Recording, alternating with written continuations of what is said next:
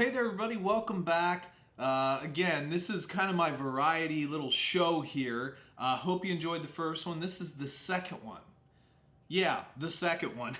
So I've got a couple of interesting things, at least I hope they're interesting, to show you today. But let's start off and get caffeinated here.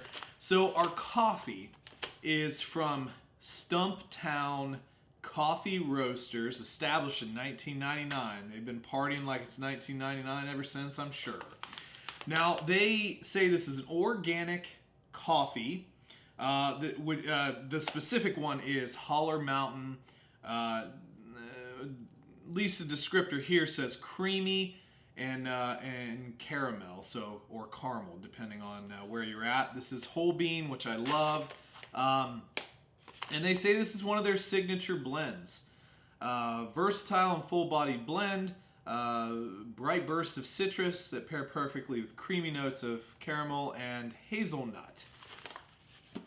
Okay, citrus bursts with creamy caramel and hazelnuts.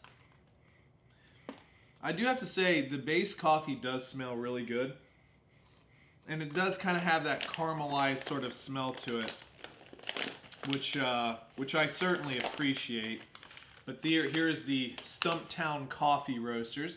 I just found this in my local store, so if you find it, pick it up. And they are out of Portland, I believe. Yeah, Portland, Oregon. So this is Portland, Oregon company. Let's go ahead and try our coffee, which came out a bit lighter colored than most. So perhaps on the next brew I'll add some more beans, but I'm sure we got most of the flavor. At least here's hoping.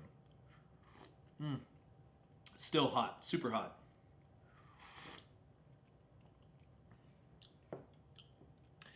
Interestingly enough, there is an interesting citrus kick in there.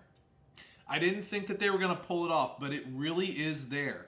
It's not anything crazy, but it's definitely there. You know, it's weird. It's kind of like drinking an IPA. One of my favorite IPAs is from Brewdog, and it's called Hazy Jane.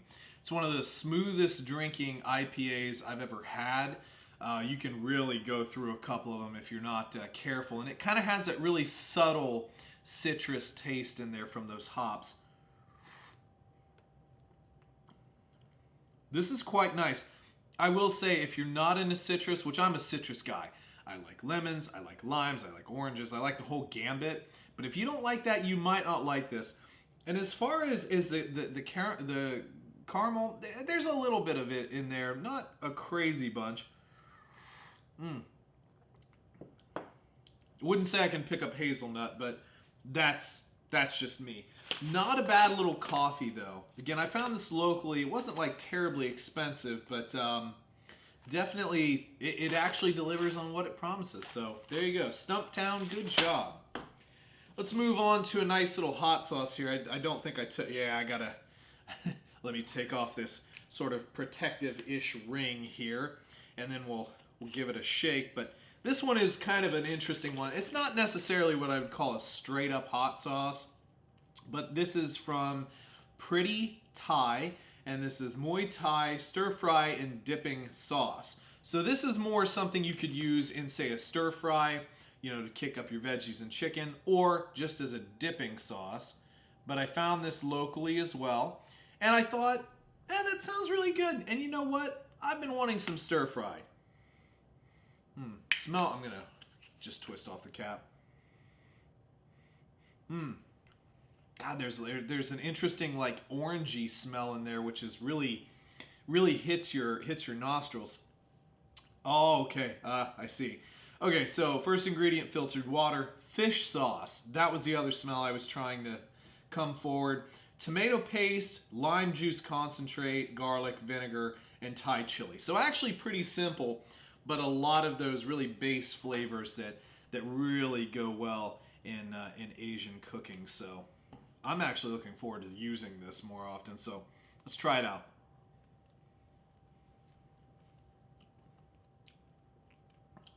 Oh boy. It is salty. There's a sweet element to it.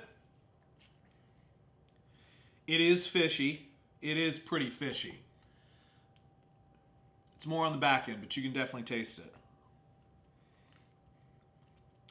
It's citrusy. Oh boy. Oh boy, I'm going to use this. Oh man. I am going to use this in a couple of dishes. This is really, really good. Now, as far as spice, there is a little bit of kick there. It's a bit more of a rolling heat, but nothing crazy. It's actually, in the grand scheme, pretty mild. But for some people with a lower tolerance, I would call this a medium. But for some of us who have been spicy addicts all our lives, definitely a bit more on the mild side. Also, product of Texas, so that's pretty cool. Yeah, this is fantastic. I would cook with this.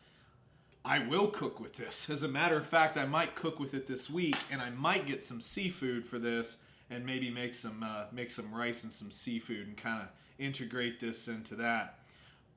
Great stuff. Very good stuff, Pretty Thai. I'm glad I picked that up. All right, are you ready for the last thing? I hope you are, because this is kind of silly. I'm not going to lie to you. It was a bit of a silly purchase. I forgot to take off the sort of like coating here, so I'll try and get that off. But, oh, did you see it? No, I'm just kidding. I'll show it to you. Okay. Every one of you has a grandmother who has had one of these tins in their house, and you've mistaken it. You said, "Oh, I want what's in that tin," and it turns out to be their sewing stuff. Oh, look at that. Danish butter cookies. The Royal Dansk. I'm sure that's not exactly how you say that. But yeah. How many of you have seen this? How many of you does this bring back memories for of just, going to grandma's and like, ooh, I'm going to sneak a cookie while nobody's looking. And then it winds up that they're just not cookies at all. And it's just their sewing equipment.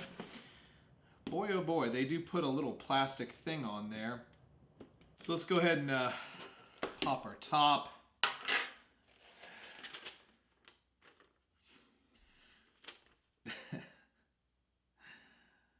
Are these actually different? Oh, are they different? No, are they really different? Okay, I always just kind of devoured these, so I didn't know. I don't know. Are they different? You have your little paper here with like the different cookie shapes. So we have the pretzel shaped like a pretzel, beautifully decorated with caramelized sugar. Cookie's sure favorite, and they're always broken. The vanilla ring, signature piece of the Danish butter cookie assortment. Vanilla ring. I don't think that these are any different. The coconut style. Okay, so there's coconut in that one. The Finnish bread cookie. Don't see how that one's different. And then the country style. I don't think they're any different. Let's try country style.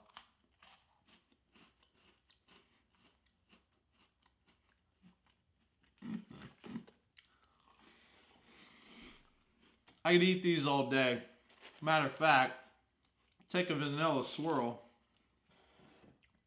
and do a little dunker in our coffee. I feel like this is appropriate. Man, that's nice.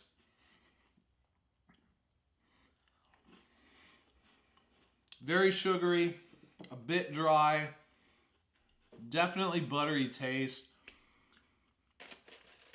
So sugary. So much sugar. But they are delicious. And there is, God, there's a ton in here.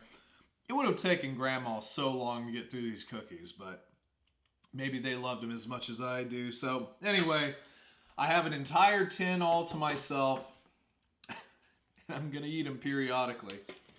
But there we go, folks. So again, Stumptown Coffee Roasters, the old Royal Dansk cookies, and then our Pretty Thai sauce. in the comments below. Let me know if you've tried any of these. If you have, I'd love to hear what you thought about them. And don't forget to give me any suggestions in the comments below as well. If you'd like to send something in to be reviewed on the channel, the P.O. Box is in the description, as well as the Patreon link if you'd like to support the channel. Not necessary, but you can if you want. And don't forget to like and subscribe, and we'll catch you on the next one. See ya.